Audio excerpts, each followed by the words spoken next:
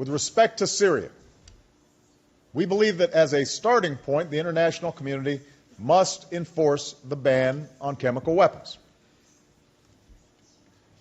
When I stated my willingness to order a limited strike against the Assad regime in response to the brazen use of chemical weapons, I did not do so lightly. If we cannot agree even on this, then it will show that the United Nations is incapable of enforcing the most basic of international laws. On the other hand, if we succeed, it will send a powerful message that the use of chemical weapons has no place in the 21st century, and that this body means what it says. So it's time for Russia and Iran to realize that insisting on Assad's rule will lead directly to the outcome that they fear, an increasingly violent space for extremists to operate. In the near term, America's diplomatic efforts will focus on two particular issues: Iran's pursuit of nuclear weapons and the Arab-Israeli conflict.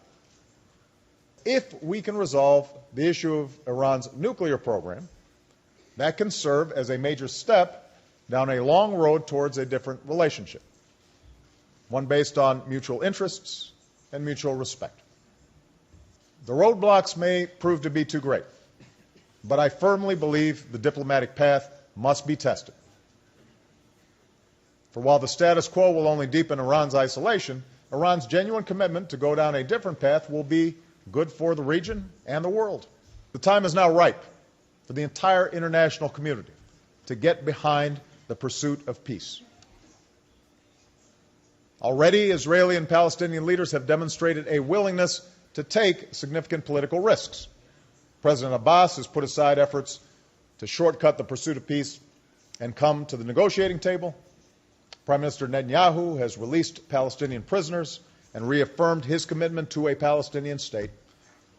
The danger for the world is that the United States, after a decade of war, rightly concerned about issues back home, aware of the hostility that our engagement in the region has engendered throughout the Muslim world, may disengage, creating a vacuum of leadership that no other nation is ready to fill.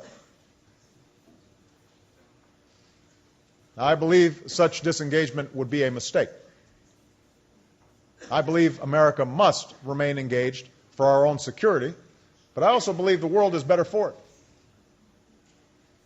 Some may disagree, but I believe America is exceptional, in part because we have shown a willingness, through the sacrifice of blood and treasure, to stand up not only for our own narrow self-interest, but for the interests of all.